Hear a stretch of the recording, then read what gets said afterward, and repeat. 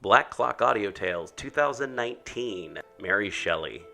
Brought to you by BunnySlippers.com. Check out the brand new Dino sound slippers. Slippers make a roaring sound every 3 steps.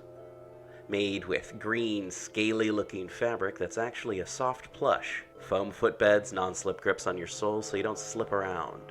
One size fits most, up to women's 10.5, men's 9. Footbed measures 10.5. Black Clock Audio Tales is a daily podcast that reads you a story, either a chapter or 2 at a time, or a couple of short stories, maybe some folklore. Join us in our exploration of old ghost stories, supernatural fiction, horror tales, folk tales, fantasy, gothic horror, weird fiction, cosmic horror.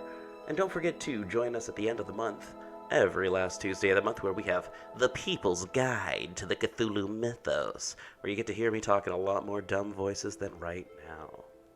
Look for us wherever you look for podcasts, rate, review, and give us 5, 4, 3, 2, 1 stars. We don't like the 1 and 2 stars, but hey, if that's how you feel, you probably have a vendetta against us and don't know how to use the skip button.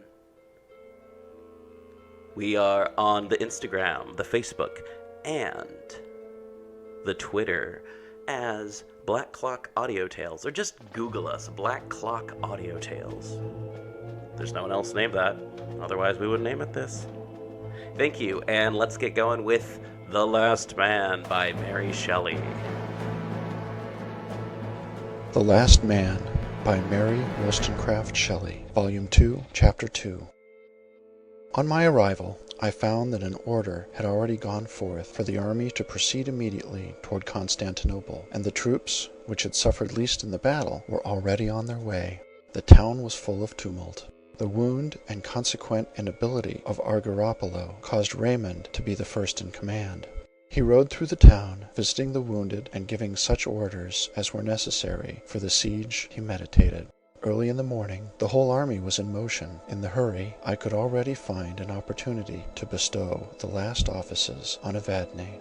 Attended only by my servant, I dug a deep grave for her at the foot of the tree, and without disturbing her warrior shroud, I placed her in it, heaping stones upon the grave. The dazzling sun and glare of daylight deprived the scene of solemnity. From Evadne's low tomb, I joined Raymond and his staff, now on their way to the Golden City. Constantinople was invested, trenches dug, and advances made. The whole Greek fleet blockaded it by sea. On land, from the river Kyat near the sweet waters to the Tower of Marmosa on the shores of the Propontis, along the whole line of the ancient walls, the trenches of the siege were drawn. We already possessed Pera, the Golden Horn itself. The city, bastioned by the sea, and the ivy-mantled walls of the Greek emperors, was all of Europe that the Mahometans could call theirs. Our army looked on her as certain prey. They counted the garrison. It was impossible that it should be revealed. Each sally was a victory, for even when the Turks were triumphant, the loss of men they sustained was an irreparable injury. I rode one morning with Raymond to the lofty mound, not far from the top Kapot cannon gate, on which Mahomet planted his standard and first saw the city. Still, the same lofty domes and minarets towered above the verdurous walls where Constantinople had died, and the Turk had entered the city. The plain around was interspersed with cemeteries, Turk, Greek, and Armenian, with their growth of cypress trees, and other woods of more cheerful aspect diversified the scene. Among them the Greek army was encamped, and their squadrons moved to and fro, now in regular march, now in swift career. Raymond's eyes were fixed on the city. "I have counted the hours of her life," said he. "1 month, and she falls. Remain with me till then. Wait until you see the cross on St. Sophia, and then return to your peaceful glades." "You then," I asked, "still remain in Greece?" "Assuredly," replied Raymond. "Yet, Lionel, when I say this, believe me, I look back with regret on our tranquil life at Windsor. I am but half a soldier. I love the renown, but not the trade of war. Before the battle of Rodosto, I was full of hope and spirit. To conquer there, and afterwards to take Constantinople, was the hope, the bourne, the fulfillment of my ambition. This enthusiasm is now spent. I know not why. I seem to myself to be entering a darksome gulf. The ardent spirit of the army is irksome to me, the rapture of triumph null." He paused, and was lost in thought. His serious mind recalled by some association the half-forgotten Evadne to my mind, and I seized this opportunity to make enquiries from him concerning her strange lot. I asked him if he had ever seen among the troops anyone resembling her, if since he had returned to Greece he had heard of her. He started at her name. He looked uneasy on me. Even so, he cried, I knew you would speak of her. Long, long I had forgotten her. Since our encampment here, she daily, hourly visits my thoughts. When I am addressed, her name is the sound I expect. In every communication, I imagine that she will form a part. At length you have broken the spell. Tell me what you know of her. I related my meeting with her. The story of her death was told and retold with painful earnestness. He questioned me concerning her prophecies with regard to him. I treated them as the ravings of a maniac. No, no, he said, do not deceive yourself. Me, you cannot. She has said nothing but what I knew before. Though this is confirmation. Fire, the sword, and plague. They may all be found in yonder city. On my head alone may they fall. From this day, Raymond's melancholy increased. He secluded himself as much as the duties of his station permitted. When in company, sadness would, in spite of every effort, steal over his features, and they sat absent and mute among the busy crowd that thronged about him. Perdita rejoined him, and before her he forced himself to appear cheerful, for she, even as a mirror, changed as he changed, and if he were silent and anxious, she solicitously inquired concerning and endeavored to remove the cause of his seriousness. She resided at the Palace of Sweet Waters, a summer seraglio of the Sultan. The beauty of the surrounding scenery, undefiled by war, and the freshness of the river, made this spot doubly delightful. Raymond felt no relief, received no pleasure from any show of heaven or earth. He often left Perdita, and wandered into the grounds alone, or in a light shallop he floated idly on the pure waters, musing deeply.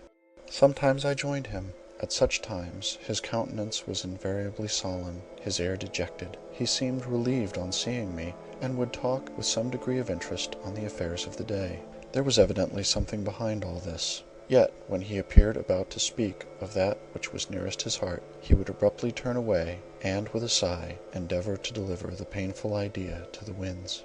It had often occurred that when, as I said, Raymond quitted Perdita's drawing room, Clara came up to me, and gently drawing me aside, said, Papa is gone. Shall we go to him? I dare say he will be glad to see you. And, as accident permitted, I complied with or refused her request. One evening, a numerous assembly of Greek chieftains were gathered together in the palace. The intriguing Pali, the accomplished Caraza, the warlike Ypsilanti were among the principal. They talked of the events of the day, the skirmish at noon, the diminished numbers of infidels, their defeat and flight. They contemplated, after a short interval of time, the capture of the Golden City. They endeavored to picture forth what would happen, and spoke in lofty terms of the prosperity of Greece when Constantinople should become its capital.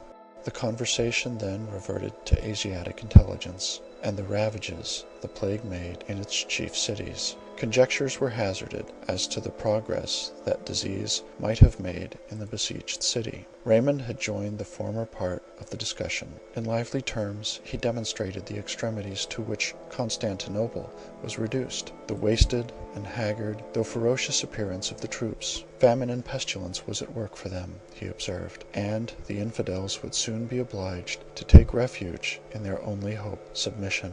Suddenly, in the midst of his harangue, he broke off, as if stung by some painful thought. He rose uneasily, and I perceived him at length quit the hall, and, through the long corridor, seek the open air. He did not return, and soon Clara crept round to me, making the accustomed invitation. I consented to her request, and, taking her little hand, followed Raymond. We found him just about to embark on his boat, and he readily agreed to us as companions. After the heats of the day, the cooling land breeze ruffled the river and filled our little sail. The city looked dark to the south, while numerous lights along the near shores, and the beautiful aspect of the banks, reposing in placid night, the waters keenly reflecting the heavenly lights, gave to this beauteous river a dower of loveliness that might have characterized a retreat in paradise. Our single boatman attended to the sail. Raymond steered. Clara sat at his feet, clasping his knees with her arms, and laying her head on them. Raymond began the conversation somewhat abruptly. This, my friend, is probably the last time we shall have an opportunity of conversing freely. My plans are now in full operation, and my time will become more and more occupied. Besides, I wish at once to tell you my wishes and expectations, and then never again to revert to so painful a subject. First, I must thank you, Lionel, for having remained here at my request. Vanity first prompted me to ask you. Vanity I call it. Yet even in this, I see the hand of fate. Your presence will soon be necessary. You will become the last resource for Perdita, her protector and consoler. You will take her back to Windsor. Not without you, I said. You do not mean to separate again. Do not deceive yourself, replied Raymond. The separation at hand is one over which I have no control. Most near at hand is it. The days are already counted. May I trust you? For many days I have longed to disclose the mysterious presentiments that weigh on me, although I fear that you will ridicule them. Yet do not, my gentle friend, for, all childish and unwise as they are, they have become a part of me, and I dare not expect to shake them off. Yet how can I expect you to sympathize with me? You are of this world. I am not. You hold forth your hand. It is even as a part of yourself, and you do not yet divide the feeling of identity from the mortal form that shapes forth Lionel. How, then, can you understand me? Earth is to me a tomb, the firmament a vault, shrouding mere corruption. Time is no more, for I have stepped within the threshold of eternity. Each man I meet appears a corpse, which will soon be deserted of its animating spark on the eve of decay and corruption. Cada piedra un pyramid levanta y cada flor construye un momento, cada edificio es un sepulcro altivo, cada soldado un esqueleto vivo. His accent was mournful. He sighed deeply. A few months ago I was thought to be, but life was strong within me. My affections were human. Hope and love were the day stars of my life. Now they dreamed that the brows of the conqueror of the infidel faith are about to be encircled by triumphant laurel. They talk of honorable reward, of title, power, and wealth. All I ask of Greece is a grave. Let them raise a mound above my lifeless body, which may stand even when the dome of St. Sophia has fallen. Wherefore do I feel this? At Rodosto I was full of hope, but when first I saw Constantinople, that feeling, with every other joyful one, departed. The last words of Evadne were the seal upon the warrant of my death. Yet I do not pretend to account for my mood by any particular event. All I can say is that it is so. The plague, I am told, is in Constantinople. Perhaps I have imbibed its effluvia. Perhaps disease is the real cause of my prognostications. It matters little why or wherefore I am affected. No power can avert the stroke, and the shadow of fate's uplifted hand already darkens me. To you, Lionel, I entrust your sister and her child. Never mention to her the fatal name of Evadne.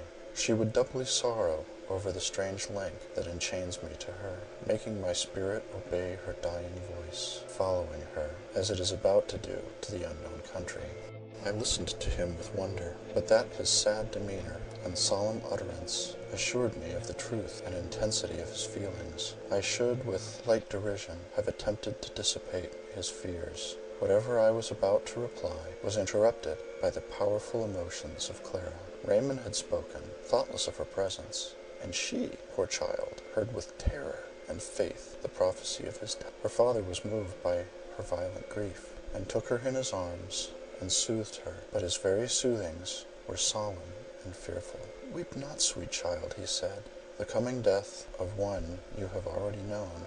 I may die, but in death I can never forget or desert my own Clara. In after sorrow or joy, believe that your father's spirit is near, to save or sympathize with you. Be proud of me, and cherish your infant remembrance of me. Thus, sweetest, I shall not appear to die. Promise not to speak to any one but your uncle of the conversation you have just overheard. When I am gone, you will console your mother, and tell her that death was only bitter because it divided me from her, that my last thoughts will be spent on her. But while I live, promise not to betray me. Promise, child." With faltering accents, Clara promised, while she still clung to her father in a transport of sorrow. Soon we returned to shore, and I endeavored to obviate the impression made on the child's mind by treating Raymond's fears lightly. We heard no more of them, for as he had said, the siege, now drawing to a conclusion, became paramount interest, engaging all his time and attention. The empire of the Mahometans in Europe was at its close. The Greek fleet, blockading every port of Stamboul, prevented the arrival of succor from Asia. All egress on the side toward land had become impracticable, except to such desperate sallies as reduced the number of the enemy without making any impression on our lines. The garrison was now so much diminished that it was evident that the city could easily have been carried by storm, but humanity and policy dictated a slower mode of proceeding. We could hardly doubt that, if pursued to the utmost, its palaces, its temples, and stores of wealth could be destroyed in the fury of contending triumph and defeat. Already the defenseless citizens had suffered through the barbarity of the Janissaries, and in time of storm, tumult, and massacre, beauty, infancy, and decrepitude would have alike been sacrificed to the brutal ferocity of the soldiers. Famine and blockade were certain means of conquest. On these we founded our hopes of victory. Each day the soldiers of the garrison assaulted our advanced posts and impeded the accomplishment of our works. Fireboats were launched from various ports, while our troops sometimes recoiled from the devoted courage of men who did not seek to live, but to sell their lives dearly. These contests were aggravated by the season. They took place during summer, when the southern Asiatic wind came laden with intolerable heat, when the streams were dried up in their shallow beds, and the vast basin of the sea appeared to glow under the unmitigated rays of the solstitial sun. Nor did night refresh the earth. Dew was denied, herbage and flower were none. The very trees drooped, and summer assured the blighted appearance of winter as it went forth in silence and flame to abridge the means of sustenance to man. In vain did the eye strive to find the wreck of some northern cloud in the stainless empyrean, which might bring hope of change and moisture to the oppressive and windless atmosphere. All was serene, burning, annihilating. We, the besiegers, were the comparison little affected by these evils. The woods around afforded us shade. The river secured to us a constant supply of water. Nay, detachments were employed in furnishing the army with ice, which had been laid up on Haemus and Athos and the mountains of Macedonia, while cooling fruits and wholesome food renovated the strength of the laborers, and made us bear with less impatience the weight of the unrefreshing air. But in the city things wore a different face. The sun's rays were refracted from the pavement and buildings. The stoppage of the public fountains, the bad quality of the food, and scarcity even of that, produced a state of suffering, which was aggravated by the scourge of disease. While the garrison arrogated every superfluity to themselves, adding by waste and riot to the necessary evils of the time, still they would not capitulate. Suddenly the system of warfare was changed. We experienced no more assaults, and by night and day we continued our labors unimpeded. Stranger still, when the troops advanced near the city, the walls were vacant, and no cannon was pointed against the intruders. When these circumstances were reported to Raymond, he caused minute observations to be made as to what was doing with the walls, and when his scouts returned, reporting only the continued silence and desolation of the city, he commanded the army to be drawn out before the gates. No one appeared on the walls. The very portals, though locked and barred, seemed unguarded. Above the many domes, the glittering crescents pierced heaven, while the old walls, survivors of ages, with ivy-crowned tower and weed-entangled buttress, stood as rocks in an uninhabited waste. From within the city neither shout nor cry, nor aught except the casual howling of a dog, broke the noonday stillness. Even our soldiers were awed to silence. The music paused. The clang of arms was hushed. Each man asked his fellow in whispers the meaning of this sudden peace, while Raymond from an height endeavored guesses to discover and observe the stratagem of the enemy. No form could be discerned on the terraces of the houses. In the higher parts of the town, no moving shadow bespoke the presence of any living being. The very trees waved not, and mocked the stability of architecture with like immovability. The tramp of horses, distinctly heard in the silence, was at length discerned. It was a troop sent by Caraza, the admiral. They bore dispatches to the Lord General. The contents of these papers were important. The night before, the watch on board one of the smaller vessels, anchored near the Seraglio wall, was roused by a slight splashing of muffled oars. The alarm was given. 12 small boats, each containing 3 Janissaries, were descried endeavoring to make their way through the fleet to the opposite shore of Scutari.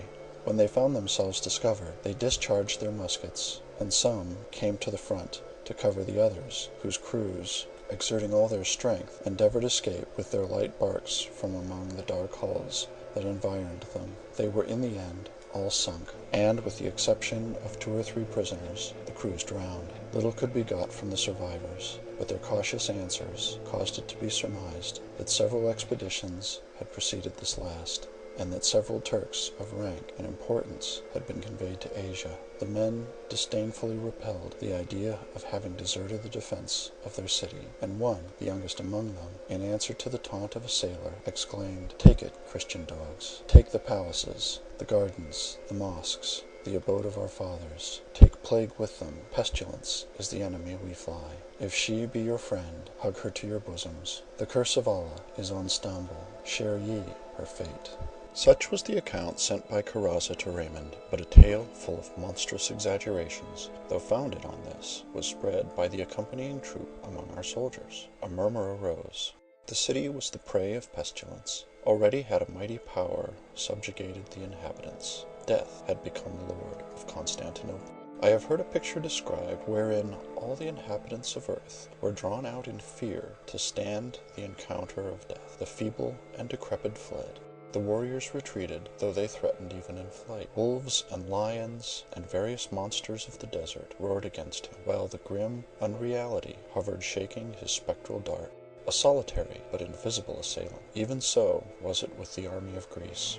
I am convinced that had the myriad troops of Asia come from over the Propontis and stood defenders of the Golden City, each and every Greek would have marched against the overwhelming numbers, and have devoted himself with patriotic fury for his country. But here no hedge of bayonets opposed itself, no death-dealing artillery, no formidable array of brave soldiers. The unguarded walls afforded easy entrance. The vacant palaces, luxurious dwellings. But above the dome of St. Sophia, the superstition saw pestilence and shrunk in trepidation from her influence. Raymond was actuated by far other feelings. He described the hill with a face beaming with triumph, and pointing with his sword to the gates, commanded his troops to down with those barricades, the only obstacles now to completest victory. The soldiers answered his cheerful words with aghast and awestruck looks. Instinctively they drew back, and Raymond rode in front of the lines. "By my sword I swear," he cried, "that no ambush or stratagem endangers you. The enemy is already vanquished. The pleasant places, the noble dwellings and spoil of the city are already yours. Force the gate. Enter and possess the seats of your ancestors, your own inheritance." An universal shudder and fearful whispering passed through the lines. Not a soldier moved. "Cowards!" exclaimed their general, exasperated. "Give me an hatchet. I alone will enter. I will plant your standard, and when you see it wave from yon highest minaret, you may gain courage and rally around it." One of the officers now came forward. "General," he said, "we neither fear the courage nor arms, the open attack, nor secret ambush of the Moslems. We are ready to expose our breasts, exposed 10,000 times before, to the balls and scimitars of the infidels, and to fall gloriously for Greece. But we will not die in heaps, like dogs poisoned in summertime by the pestilential air of that city. We dare not go against the plague. A multitude of men are feeble and inert, without a voice, a leader. Give them that, and they regain the strength belonging to their numbers." Shouts from 1,000 voices now rent the air. The cry of applause became universal. Raymond saw the danger. He was willing to save his troops from the crime of disobedience, for he knew that contention, once begun between the commander and his army, each act and word added to the weakness of the former, and bestowed power on the latter. He gave orders for the retreat to be sounded, and the regiment repaired in good order to the camp. I hastened to carry the intelligence of these strange proceedings to Perdita, and we were soon joined by Raymond. He looked gloomy and perturbed. My sister was struck by my narrative. "How beyond the imagination of man," she exclaimed, "are the decrees of heaven, wondrous and inexplicable!" "Foolish girl," cried Raymond angrily, "are you, like my valiant soldiers, panic-struck? What is there inexplicable, pray tell me, in so very natural an occurrence? Does not the plague rage each year in Istanbul? What wonder that this year, when, as we are told, its virulence is unexampled in Asia, that it should have occasioned double havoc in that city? What wonder then, in time of siege, want, extreme heat, and drought, that it should make unaccustomed ravages? Less wonder, far from it, that the garrison, despairing of being able to hold out longer, should take advantage of the negligence of our fleet to escape at once from siege and capture. It is not pestilence, by the God that lives, it is not either plague or impending danger that makes us, like birds in harvest time, terrified by a scarecrow. Abstain from the ready prey, it is base superstition, and thus the aim of the valiant is made the shuttlecock of fools, the worthy ambition of the high-souled, the plaything of these tamed hares. But yet Stamboul shall be ours, by my past labors, by torture and imprisonment suffered for them, by my victories, by my sword, I swear by my hopes of fame, by my former deserts, now awaiting their reward, I deeply vow, with these hands, to plant the cross on yonder mosque."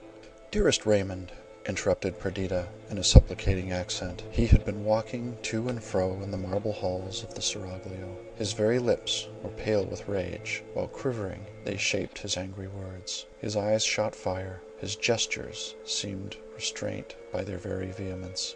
"Perdita," he continued impatiently, "I know what you say. I know that you love me, that you are good and gentle, but this is no woman's work, nor can a female heart guess at the hurricane which tears me." He seemed half afraid of his own violence, and suddenly quitted the hall. A look from Perdita shewed me her distress, and I followed him. He was pacing the garden. His passions were in a state of inconceivable turbulence. "Am I forever," he cried, "to be the sport of fortune? Must man, the heaven climber, be forever the victim of the crawling reptiles of his species? Were I as you, Lionel, looking forward to many years of life, to a succession of love-enlightened days, to refined enjoyments and fresh springing hopes, I might yield, and breaking my general's staff, seek repose in the glades of Windsor. But I am about to die. Nay, interrupt me not. Soon I shall die, from the many-peopled earth, from the sympathies of man, from the loved resorts of my youth, from the kindness of my friends, from the affection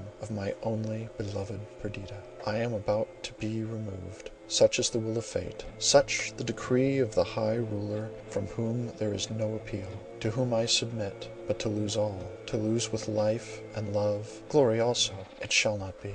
I, and in a few brief years, all you, this panic-struck army, and all the population of fair Greece, will no longer be. But other generations will arise, and ever and forever will continue to be made happier by our present acts, to be glorified by our valor. The prayer of my youth was to be one among those who render the pages of earth's history splendid, who exalt the race of man, and make this little globe a dwelling of the mighty. Alas for Raymond! The prayer of his youth is wasted, the hopes of his manhood are null.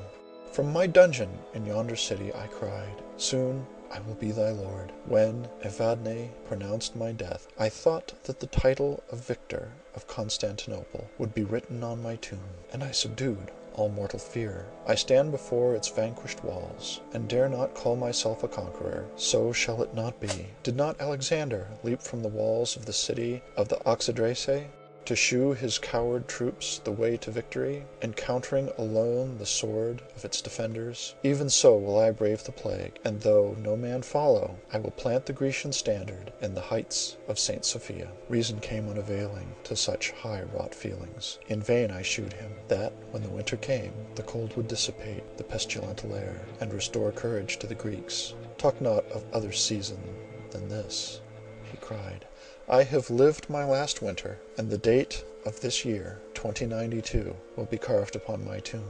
Already do I see it," he continued, looking up mournfully, "the bourne and precipitate edge of my existence, over which I plunge into the gloomy mystery of the life to come. I am prepared, so that I leave behind a trail of light, so radiant that my worst enemies cannot cloud it. I owe this to Greece, to you, to my surviving Perdita, and to myself, the victim of ambition.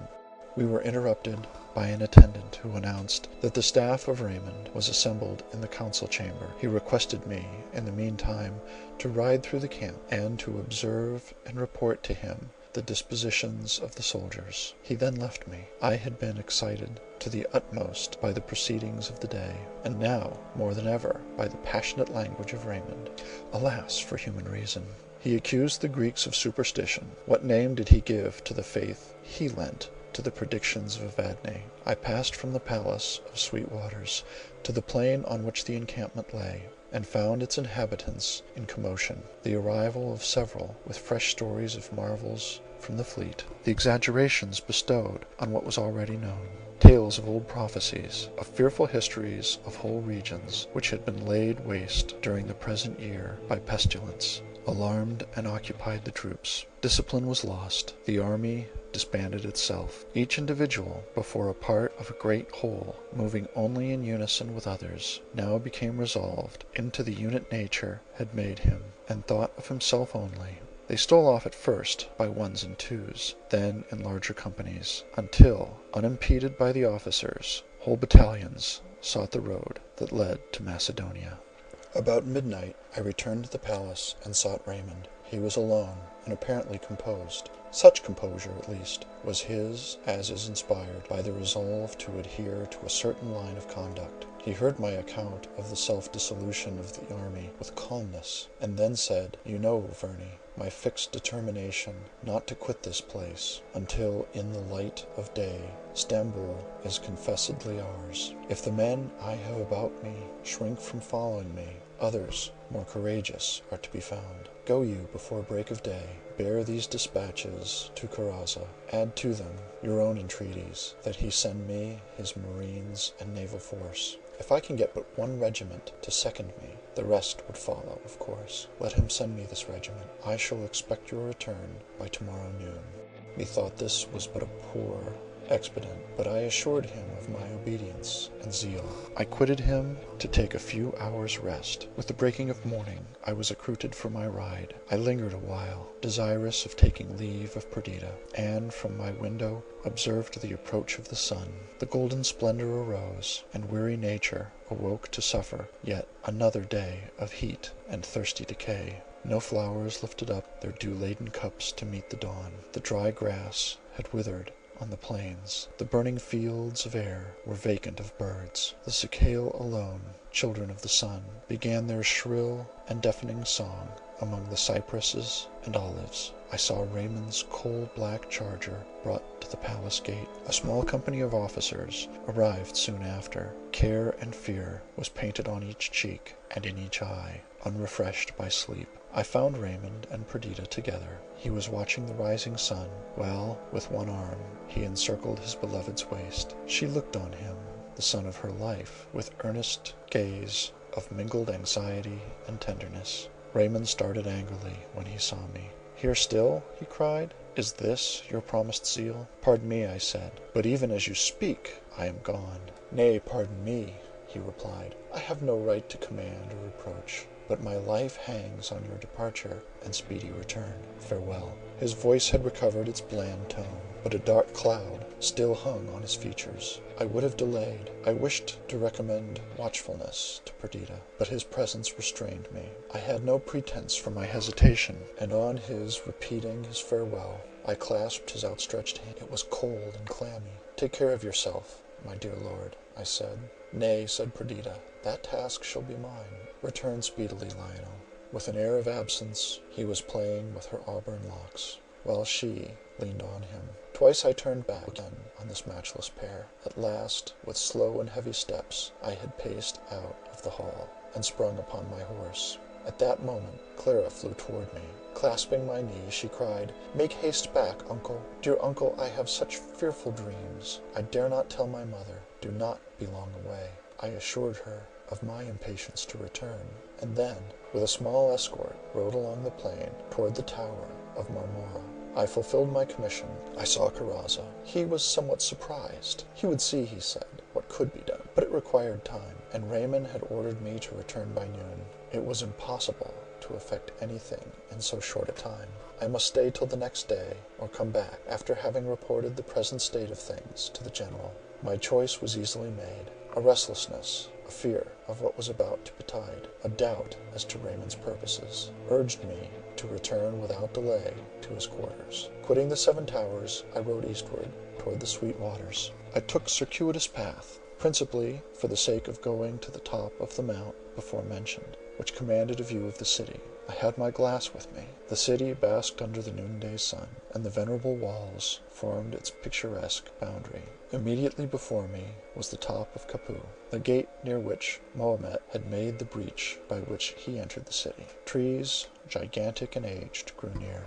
Before the gate I discerned a crowd of moving human figures. With intense curiosity I lifted my glass to my eye. I saw Lord Raymond on his charger. A small company of officers had gathered about him, and behind was a promiscuous course of soldiers and subalterns, their discipline lost, their arms thrown aside. No music sounded, no banners streamed. The only flag among them was the one Raymond carried. He pointed with it to the gate of the city. The circle round him fell back. With angry gestures he leapt from his horse, and seizing a hatchet that hung from his saddle-bow, went with the apparent intention of battering down the opposing gate. A few men came to aid him. Their numbers increased. Under their united blows the obstacle was vanquished. Gate, portcullis, and fence were demolished, and the wide sunlit way leading to the heart of the city now lay open before them. The men shrank back. They seemed afraid of what they had already done, and stood as if they expected some mighty phantom to stalk in offended majesty from the opening. Raymond sprung lightly to his horse, grasped the standard, and with words which I could not hear, but his gestures, being their fit accompaniment, were marked by passionate energy. He seemed to adjure their assistance and companionship. Even as he spoke, the crowd receded from him. Indignation now transported him. His words, I guessed, were fraught with disdain. Then, turning from his coward followers, he addressed himself to enter the city alone. His very horse seemed to back from the fatal entrance. His dog, his faithful dog, lay moaning and supplicating in his path. In a moment more he had plunged the rowels into the side of the stunning animal, who bounded forward, and he, the gateway passed, was galloping up the broad and desert street. Until this moment my soul had been in my eyes only. I had gazed with wonder, mixed with fear and enthusiasm. The latter feeling now predominated. I forgot the distance between us. "I will go with these, Raymond," I cried, but my eye, removed from the glass, I could scarce discern the pygmy forms of the crowd, which about a mile from me surrounded the gate. The form of Raymond was lost. Stung with impatience, I urged my horse with force of spur and loosened reins down the acclivity, that, before danger could arrive, I might be at the side of my noble, godlike friend. A number of buildings and trees intervened when I had reached the plain, hiding the city from my view. But at that moment a crash was heard. Thunder-like it reverberated through the sky, while the air was darkened. A moment more, and the old walls again met my sight, while over them hovered a murky cloud. Fragments of buildings rolled above, half seen in the smoke, while flames burst out beneath, and continued explosions filled the air with terrific thunders. Flying from the mass of falling ruin, which leapt over the high walls and shook the ivy towers, a crowd of soldiers made for the road by which I came. I was surrounded, hemmed in by them, unable to get forward. My impatience rose to its utmost. I stretched out my hands to the men. I conjured them to turn back and save their general, the conqueror of Stamboul, the liberator of Greece. Tears, tears, in warm flow, gushed from my eyes. I would not believe in his destruction, yet every mass that darkened the air seemed to bear with it a portion of the martyred Raymond. Horrible sights were shaped to me in the turbid cloud that hovered over the city, and my own relief was derived from the struggles I made to approach the gate.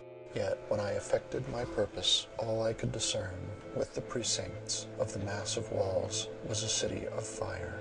The open way through which Raymond had ridden was enveloped in smoke and flame. After an interval, the explosion ceased, but the flames still shot up from various quarters. The dome of St. Sophia had disappeared. Strange to say, the result, perhaps, of the concussion of air occasioned by the blowing up city. Huge, white thunder clouds lifted themselves up from the southern horizon and gathered overhead. They were the first blots on the blue expanse that I had seen for months, and amid this havoc and despair they inspired pleasure. The vault above became obscured. Lightning flashed from the heavy masses, followed instantaneously by crashing thunder. Then the big rain fell. The flames of the city bent beneath it, and the smoke and dust arising from the ruins was dissipated. I no sooner perceived an abatement of the flames than, hurried on by an irresistible impulse, I endeavored to penetrate the town. I could only do this on foot, as the mass of ruin was impracticable for a horse. I had never entered the city before, and its ways were unknown to me. The streets were blocked up, the ruins smoking. I climbed up one heap, only to view others in suspicion, and nothing told me where the center of the town might be, or toward what point Raymond might have directed his course. The rain ceased. The clouds sunk behind the horizon. It was now evening, and the sun descended swiftly the western sky. I scrambled on until I came to a street whose wooden houses, half burnt, had been cooled by the rain, and were fortunately uninjured by the gunpowder. Up this I hurried until now I had not seen a vestige of man. Yet none of the defaced human forms which I distinguished could be Raymond, so I turned my eyes away, while my heart sickened within me. I came to an open space, a mountain of ruin in the midst. I announced that some large mosque had occupied the space, and here, scattered about, I saw various articles of luxury and wealth, singed, destroyed, but shewing what they had been in their ruin: jewels, strings of pearls, embroidered robes, rich furs, glittering tapestries, and oriental ornaments seemed to have been collected here in a pile, destined for destruction. But the rain had stopped the havoc midway. Hours passed, while in this scene of ruin I sought for Raymond. Insurmountable heaps sometimes opposed themselves. The still burning fires scorched me. The sun set. The atmosphere grew dim, and the evening star no longer shone companionless. The glare of flames attested the progress of destruction, while, during mingled light and obscurity, the piles around me took gigantic proportions and weird shapes. For a moment I could yield to the creative power of the imagination, and for a moment was soothed by the sublime fictions it presented to me. The beatings of my human heart drew me back to blank reality. Where, in this wilderness of death, art thou, O Raymond, ornament of England, deliverer of Greece, hero of unwritten story? Where in this burning chaos are thy dear relics strewed? I called aloud for him through the darkness of night, over the scorching ruins of fallen Constantinople. His name was heard. No voice replied. Echo even was mute. I was overcome by weariness. The solitude depressed my spirits. The sultry air, impregnated with dust, the heat and smoke of burning palaces, palsied my limbs. Hunger suddenly came acutely upon me. The excitement which had hitherto sustained me was lost, as a building whose props are loosened, and whose foundations rock, totters and falls. So, when enthusiasm and hope deserted me, did my strength fail. I sat on the sole remaining step of an edifice which, even in its downfall, was huge and magnificent. A few broken walls, not dislodged by gunpowder, stood in fantastic groups, and a flame glimmered at intervals on the summit of the pile. For a time, hunger and sleep contended, till the constellations reeled before my eyes, and then were lost. I strove to rise, but my heavy lids closed. My limbs, overwearied, claimed repose. I rested my head on the stone. I yielded to the grateful sensation of utter forgetfulness, and in that scene of desolation, on that night of despair, I slept. End of Volume 2, Chapter 2. Hey listeners, sorry for the interruption. More The Last Man coming up. But before that, I'd like to thank you for listening. We'd love to hear from you and your suggestions for future episodes and topic ideas at facebook.com/blackclockaudio. Help support the show by keeping it paywall free by going to paypal.me/pgttcm and donate $1 or $5 to pgttcm.podbean.com and become a patron. We'll never ask you for your info or ask you to fill out a survey or Just tell your friends about us. That's all we ask. Do you have no cash to donate? That's fine, neither do we. Help the show by sharing, rating, liking, or 5-star giving wherever you get your podcasts from. You can always buy a cool shirt from pgttcm.threadless.com, and if you're wondering, hey, what's all this pgttcm stuff about?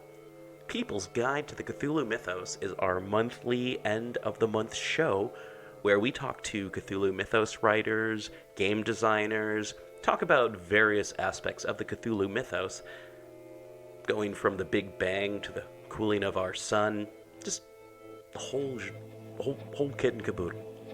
From the perspective of Earthlings, of course. Next month is going to be Ambrose Bitter Bierce, one of my favorite weird fiction authors who also wrote Civil War tales and spooky dooky stories, and also, Occurrence at Owl Creek Bridge, that story your 8th or 9th grade English teacher made you read? Yeah, Ambrose Bierce, but we won't hold that against him. It's a good story, though. And in August, we're going to have Anyone But Derleth Cthulhu Mythos, non-Derlethian mythos stories, and more about August Derleth himself and Arkham House Publishing, and pretty much, I don't know, kind of talk about why everyone makes fun of August Derleth, but without him, there's some stuff that would be missing. September, Bronte. Oh yeah, it's gonna be all about the Brontes. And of course, we'll more than likely have Andrew Grace talking about the Brontes again, because Andrew Grace likes to talk about the Brontes. October, nothing but spooky stories that you can play all October long, and maybe even December and November when it's even darker and scarier. And November will be Old English Lit. So we're going to be doing stuff like Beowulf and stuff around that neck of the woods. Old English 800 Lit. It's that smooth, mellow lit that gives you more power. Old English 800 Lit. And we don't have anything planned for December. But hey, if you want to pitch in your 2 cents or your, opinion, we'll listen, we'll check it out, and if it's something that we can arrange, then it's something we can do. So your input is always appreciated. Thank you so much, and back to Mary Shelley's The Last Man. The Last Man by Mary Wollstonecraft Shelley, Volume 2, Chapter 3. The stars still shone brightly when I awoke, and Taurus high in the southern heaven showed that it was midnight. I awoke from disturbed dreams.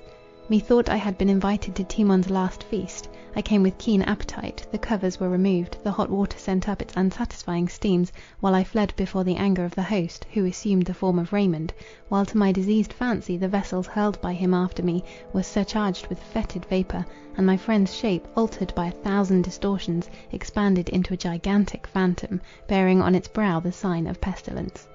The growing shadow rose and rose, filling, and then seeming to endeavour to burst beyond the adamantine vault that bent over, sustaining and enclosing the world. The nightmare became torture. With a strong effort I threw off sleep, and recalled reason to her wonted functions. My first thought was Perdita. To her I must return, her I must support, drawing such food from despair as might best sustain her wounded heart, recalling her from the wild excesses of grief, by the austere laws of duty, and the soft tenderness of regret. The position of the stars was my only guide. I turned from the awful ruin of the Golden City, and after great exertions succeeded in extricating myself from its enclosure. I met a company of soldiers outside the walls. I borrowed a horse from one of them, and hastened to my sister. The appearance of the plain was changed during this short interval. The encampment was broken up, the relics of the disbanded army met in small companies here and there. Each face was clouded, every gesture spoke astonishment and dismay. With a heavy heart I entered the palace, and stood fearful to advance, to speak, to look. In the midst of the hall was Perdita. She sat on the marble pavement, her head fallen on her bosom, her hair dishevelled.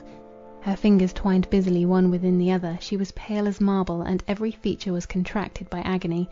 She perceived me, and looked up inquiringly. Her half glance of hope was misery. The words died before I could articulate them.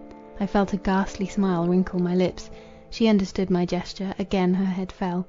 Again her fingers worked restlessly. At last I recovered speech, but my voice terrified her. The hapless girl had understood my look, and for worlds she would not that the tale of her heavy misery should have been shaped out and confirmed by hard, irrevocable words. Nay, she seemed to wish to distract my thoughts from the subject. She rose from the floor. "Hush," she said, whisperingly. "After much weeping Clara sleeps, we must not disturb her." She seated herself then on the same ottoman where I had left her in the morning, resting on the beating heart of her Raymond. I dared not approach her, but sat at a distant corner, watching her starting and nervous gestures. At length, in an abrupt manner, she asked, "Where is he?" "Oh, fear not," she continued, "fear not that I should entertain hope. Yet tell me, have you found him? To have him once more in my arms, to see him, however changed, is all I desire. Though Constantinople be heaped above him as a tomb, yet I must find him, then cover us with the city's weight, with a mountain piled above. I care not, so that one grave hold Raymond and his Perdita." Then weeping, she clung to me. "Take me to him," she cried. "Unkind Lionel, why do you keep me here? Of myself I cannot find him, but you know where he lies. Lead me thither." At first these agonizing plaints filled me with intolerable compassion, but soon I endeavoured to extract patience for her from the ideas she suggested. I related my adventures of the night, my endeavours to find our lost one, and my disappointment. Turning her thoughts this way, I gave them an object which rescued them from insanity. With apparent calmness, she discussed with me the probable spot where he might be found, and planned the means we should use for that purpose. Then, hearing of my fatigue and abstinence, she herself brought me food. I seized the favourable moment, and endeavoured to awaken in her something beyond the killing torpor of grief. As I spoke, my subject carried me away. Deep admiration, grief, the offspring of truest affection, the overflowing of a heart bursting with sympathy for all that had been great and sublime in the career of my friend, inspired me as I poured forth the praises of Raymond. "Alas for us," I cried, "who have lost this latest honour of the world! Beloved Raymond! He is gone to the nations of the dead. He has become one of those, who render the dark abode of the obscure grave illustrious by dwelling there. He has journeyed on the road that leads to it, and joined the mighty of soul who went before him. When the world was in its infancy, death must have been terrible, and man left his friends and kindred to dwell, a solitary stranger, in an unknown country. But now, he who dies finds many companions gone before to prepare for his reception. The great of past ages people in it, the exalted hero of our own days is counted among its inhabitants, while life becomes doubly the desert and the solitude. What a noble creature was Raymond, the first among the men of our time! By the grandeur of his conceptions, the graceful daring of his actions, by his wit and beauty, he won and ruled the minds of all. Of one only fault he might have been accused, but his death has counselled that. I have heard him called inconstant of purpose, when he deserted, for the sake of love, the hope of sovereignty, and when he abdicated the protectorship of England, men blamed his infirmity of purpose. Now his death has crowned his life, and to the end of time it will be remembered, that he devoted himself, a willing victim, to the glory of Greece. Such was his choice, he expected to die. He foresaw that he should leave this cheerful earth, the lightsome sky, and thy love, Perdita. Yet he neither hesitated or turned back, going right onward to his mark of fame. While the earth lasts, his actions will be recorded with praise. Grecian maidens will in devotion strew flowers on his tomb, and make the air around it resonant with patriotic hymns, in which his name will find high record. I saw the features of Perdita soften, the sternness of grief yielded to tenderness. I continued, "Thus to honour him is the sacred duty of his survivors, to make his name even as an holy spot of ground, enclosing it from all hostile attacks by our praise, shedding on it the blossoms of love and regret, guarding it from decay, and bequeathing it untainted to posterity. Such is the duty of his friends. A dearer one belongs to you, Perdita, mother of his child. Do you remember in her infancy, with what transport you beheld Clara, recognizing in her the united being of yourself and Raymond, joying to view in this living temple a manifestation of your eternal loves? Even such is she still.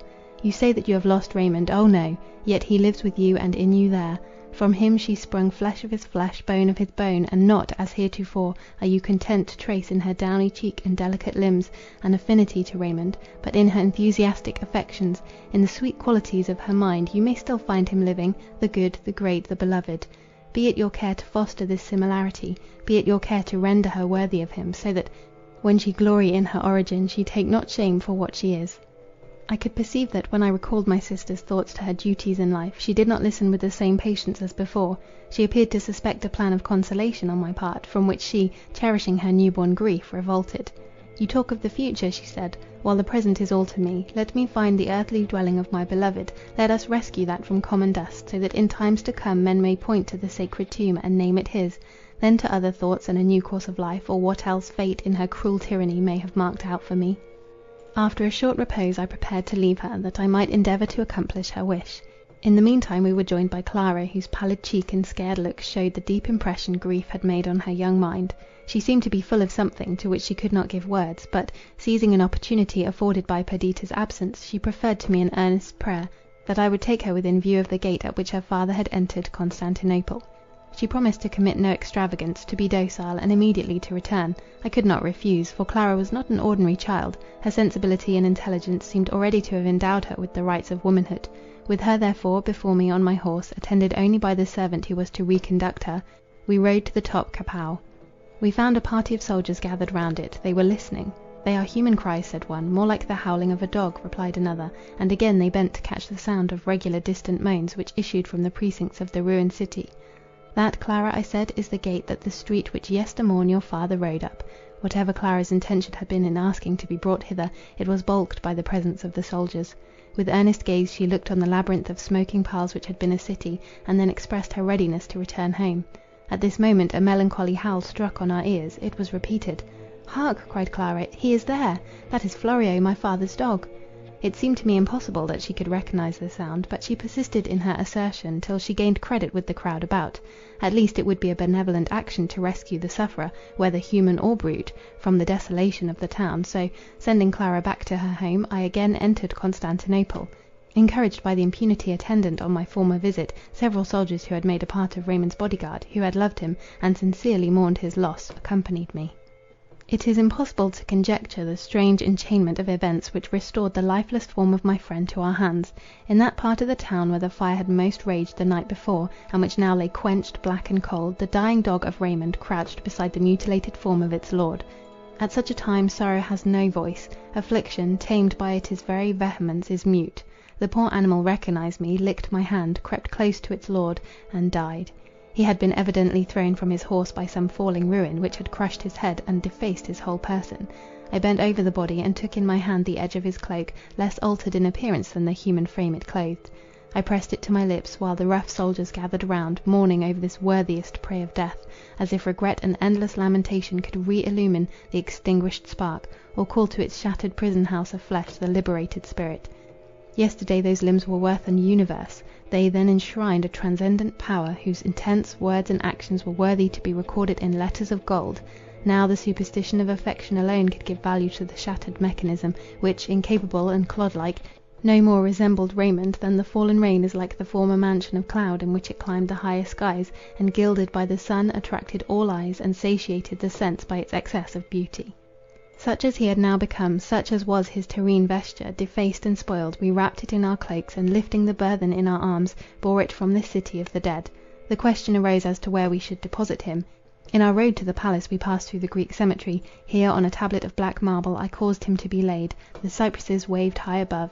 Their death-like gloom accorded with his state of nothingness. We cut branches of the funereal trees, and placed them over him, and on these again his sword. I left a guard to protect this treasure of dust, and ordered perpetual torches to be burned around. When I returned to Perdita, I found that she had already been informed of the success of my undertaking. He, her beloved, the sole and eternal object of her passionate tenderness, was restored to her.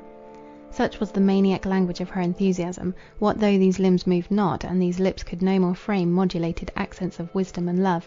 What though, like a weed flung from the fruitless sea, he lay the prey of corruption? Still that was the form she had caressed, those the lips that, meeting hers, had drank the spirit of love from the commingling breath. That was the earthly mechanism of dissoluble clay she had called her own. True, she looked forward to another life. True, the burning spirit of love seemed to her unextinguishable throughout eternity. Yet at this time, with human fondness, she clung to all that her human senses permitted her to see and feel to be a part of Raymond. Pale as marble, clear and beaming as that, she heard my tale, and inquired concerning the spot where he had been deposited. Her features had lost the distortion of grief, her eyes were brightened, her very person seemed dilated, while the excessive whiteness and even transparency of her skin, and something hollow in her voice, bore witness that not tranquillity, but excess of excitement, occasioned the treacherous calm that settled on her countenance. I asked her where he should be buried. She replied, "At Athens, even at the Athens which he loved. Without the town, on the acclivity of Hymettus, there is a rocky recess which he pointed out to me as the spot where he would wish to repose." My own desire certainly was that he should not be removed from the spot where he now lay, but her wish was of course to be complied with, and I entreated her to prepare without delay for our departure.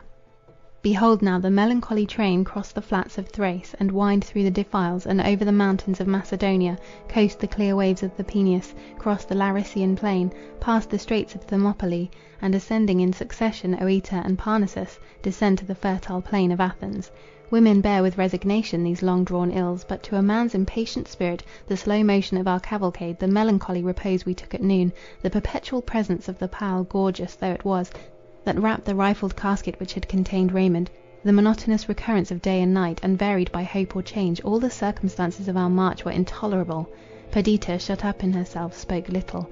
Her carriage was closed, and when we rested, she sat leaning her pale cheek on her white cold hand, with eyes fixed on the ground, indulging thoughts which refused communication or sympathy.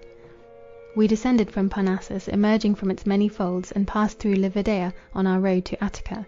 Perdita would not enter Athens, but reposing at Marathon on the night of our arrival, conducted me on the following day to the spot selected by her as the treasure house of Raymond's dear remains. It was in a recess near the head of the ravine to the south of Hymettus. The chasm, deep, black, and hoary, swept from the summit to the base. In the fissures of the rock myrtle underwood grew the wild thyme, the food of many nations of bees. Enormous crags protruded into the cleft, some beetling over, others rising perpendicularly from it. At the foot of this sublime chasm, a fertile laughing valley reached from sea to sea, and beyond was spread the blue Aegean, sprinkled with islands, the light waves glancing beneath the sun. Close to the spot on which we stood was a solitary rock, high and conical, which, divided on every side from the mountain, seemed a nature-hewn pyramid. With little labour this block was reduced to a perfect shape. The narrow cell was scooped out beneath in which Raymond was placed, and a short inscription, carved in the living stone, recorded the name of its tenant, the cause and era of his death. Everything was accomplished with speed under my directions. I agreed to leave the finishing and guardianship of the tomb to the head of the religious establishment at Athens, and by the end of October prepared for my return to England. I mentioned this to Perdita. It was painful to appear to drag her from the last scene that spoke of her lost one, but to linger here was vain, and my very soul was sick with its yearning to rejoin my Idris and her babes. In reply, my sister requested me to accompany her the following evening to the tomb of Raymond. Some days had passed since I had visited the spot. The path to it had been enlarged, and steps hewn in the rock led us less circuitously than before to the spot itself. The platform on which the pyramid stood was enlarged, and looking towards the south, in a recess overshadowed by the straggling branches of a wild fig tree, I saw foundations dug, and props and rafters fixed, evidently the commencement of a cottage. Standing on its unfinished threshold, the tomb was at our right hand, the whole ravine and plain and azure sea immediately before us. The dark rocks received a glow from the descending sun, which glanced along the cultivated valley, and dyed in purple and orange the placid waves. We sat on a rocky elevation, and I gazed with rapture on the beauteous panorama of living and changeful colours, which varied and enhanced the graces of earth and ocean. "Did I not do right," said Perdita, "in having my loved one conveyed hither? Hereafter this will be the cynosure of Greece. In such a spot death loses half its terrors, and even the inanimate dust appears to partake of the spirit of beauty which hallows this region. Lionel, he sleeps there. That is the grave of Raymond, he whom in my youth I first loved, whom my heart accompanied in days of separation and anger, to whom I am now joined for ever. Never, mark me, never will I leave this spot. Methinks his spirit remains here as well as that dust, which, uncommunicable though it be, is more precious in its nothingness than aught else widowed earth clasps to her sorrowing bosom. The myrtle bushes, the thyme, the little cyclamen which peep from the fissures of the rock, all the produce of the place, bear affinity to him. The light that invests the hills participates in his essence, and sky and mountains, sea and valley, are imbued by the presence of his spirit. I will live and die here. Go you to England, Lionel. Return to sweet Idris and dearest Adrian. Return, and let my orphan girl be as a child of your own in your house. Look on me as dead, and truly, if death be a mere change of state, I am dead. This is another world from that which late I inhabited, from that which is now your home. Here I hold communion only with the has-been and to come.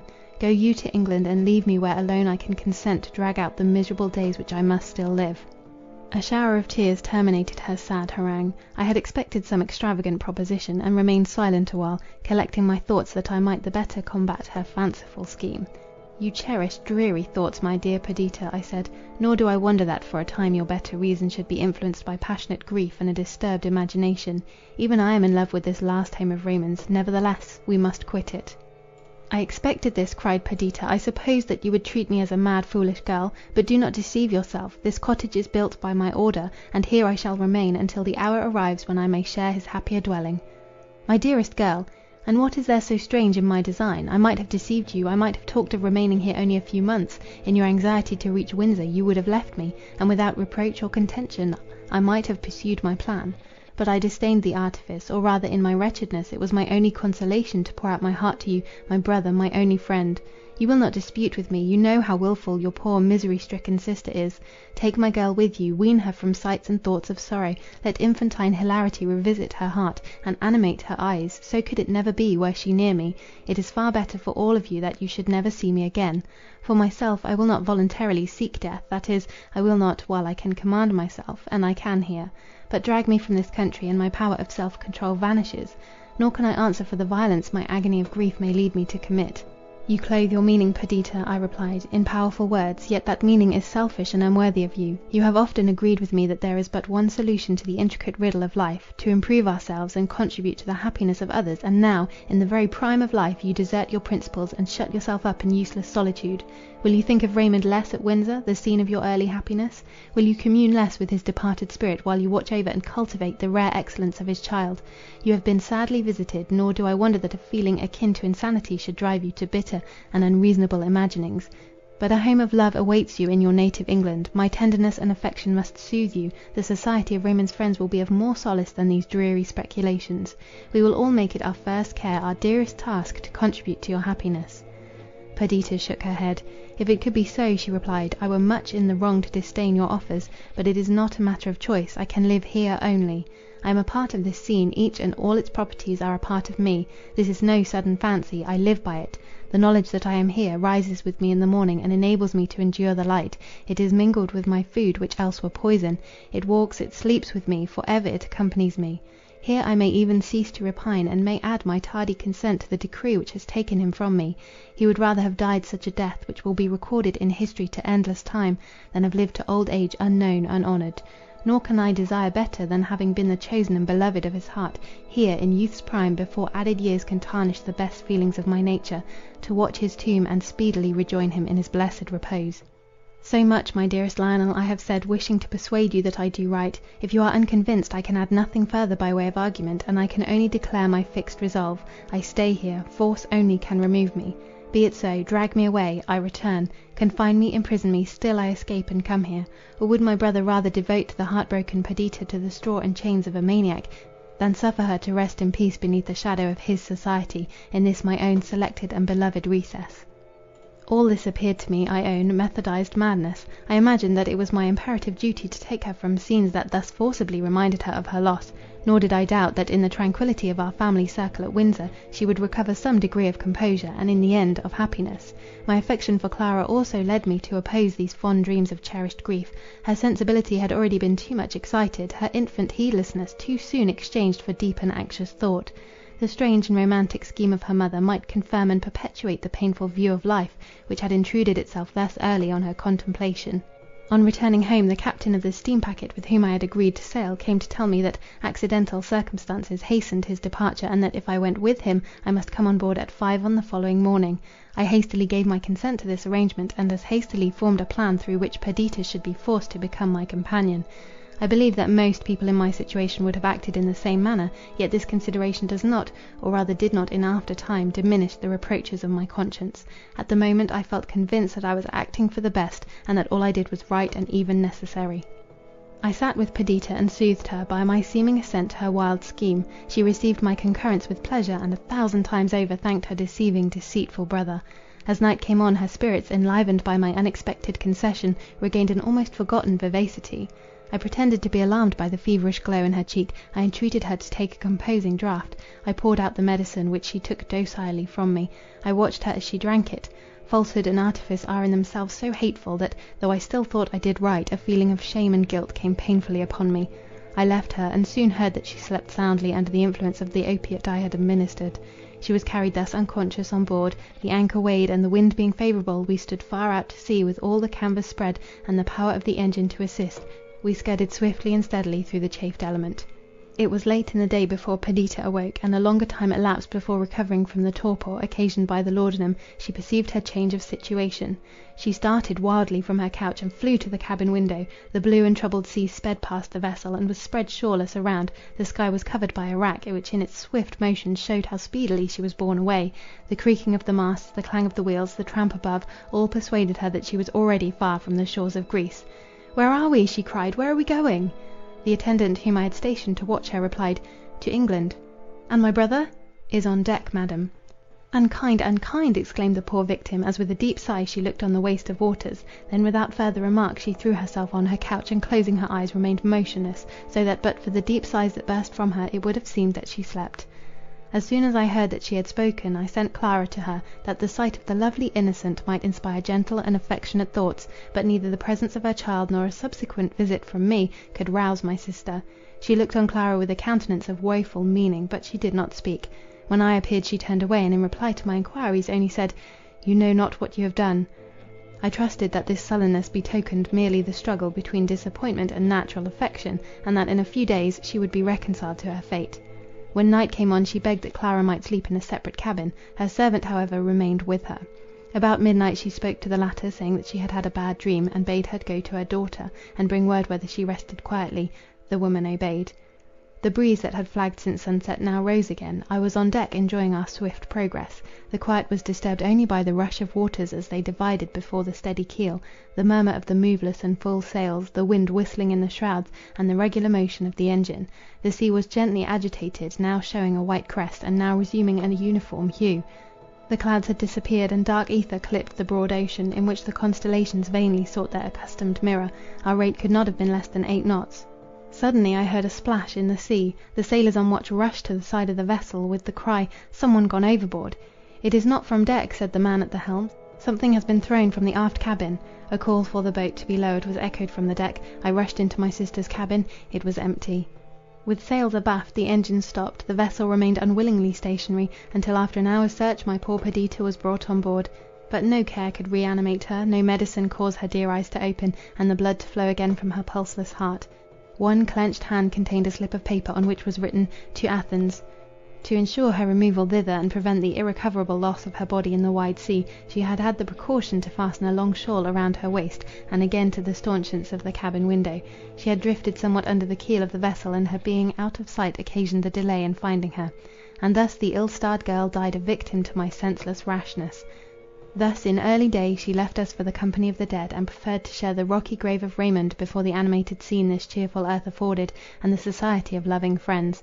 Thus in her 29th year she died, having enjoyed some few years of the happiness of paradise, and sustaining a reverse to which her impatient spirit and affectionate disposition were unable to submit.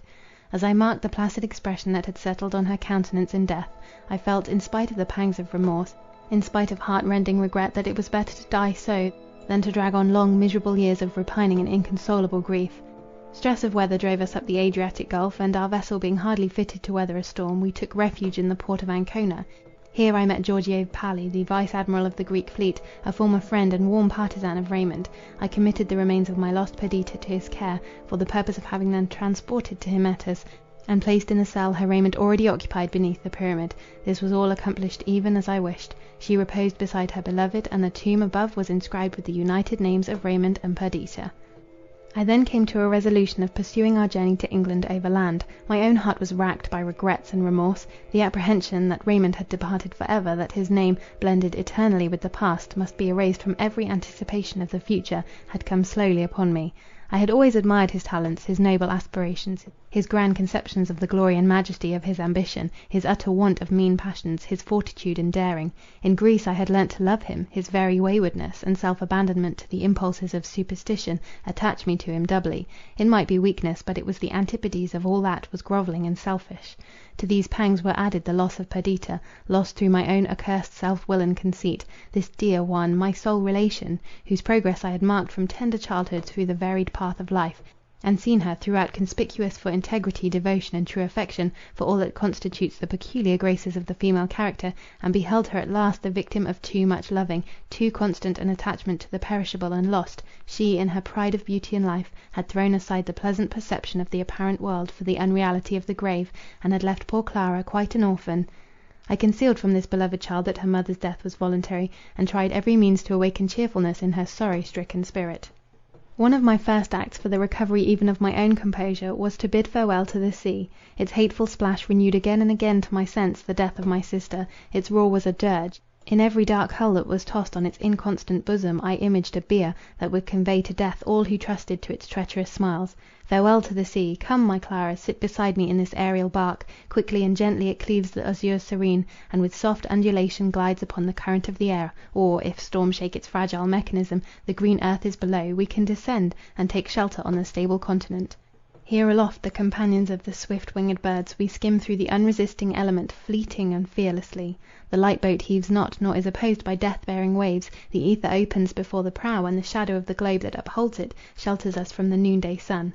Beneath are the plains of Italy, or the vast undulations of the wave-like Apennines. Fertility reposes in their many folds, and woods crown the summits. The free and happy peasant, unshackled by the Austrian, bears the double harvest to the garner, and the refined citizens rear without dread the long belighted tree of knowledge in this garden of the world. We were lifted above the Alpine peaks, and from their deep and brawling ravines entered the plain of fair France, and after an airy journey of 6 days, we landed at Dieppe, furled the feathered wings, and closed the silken globe of our little pinnace. A heavy rain made this mode of travelling now incommodious, so we embarked in a steam packet, and after a short passage landed at Portsmouth. A strange story was rife here. A few days before, a tempest-struck vessel had appeared off the town. The hull was parched-looking and cracked, the sails rent and bent in a careless, unseamanlike manner, the shrouds tangled and broken. She drifted towards the harbour, and was stranded on the sands at the entrance. In the morning the custom-house officers, together with a crowd of idlers, visited her. One only of the crew appeared to have arrived with her. He had got to shore, and had walked a few paces towards the town, and then, vanquished by malady and approaching death, had fallen on the inhospitable beach. He was found stiff, his hands clenched and pressed against his breast, his skin nearly black, his matted hair and bristly beard were signs of a long protracted misery. It was whispered that he had died of the plague. No one ventured on board the vessel, and strange sights were averred to be seen at night, walking the deck and hanging on the masts and shrouds. She soon went to pieces. I was shown where she had been, and saw her disjoined timbers tossed on the waves.